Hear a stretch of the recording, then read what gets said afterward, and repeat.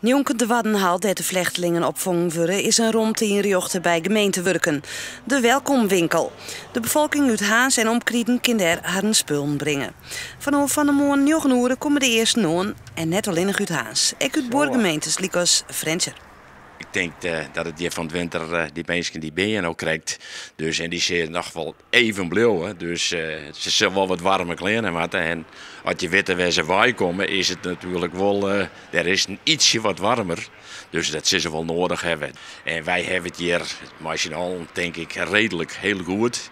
Dus waarom moeten we daar net iets voor doen, voor de medemens.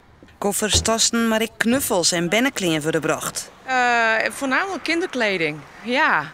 Dus ik heb, toen ik hoorde dat we kleding konden inleveren, gelijk hebben we de kast er op de kop gehaald. En waarom doe je dit? Ja, je zit zelf te denken van je hebt zelf alles. Wij leven niet in angst en die mensen leven in angst. Die moeten hun huis uit, hun land verlaten met niks, helemaal niks. Dus ja, dan is het toch een heel kleine moeite om alles wat je eigenlijk te veel hebt te kunnen delen. En die mensen kunnen natuurlijk net samen voortgaan. Nee. En jouw wil een tjintje bijdragen. Dat hoop ik. En zo roen het de hele dag weer terug. De gemeente Haans is tegen tevreden over alle help.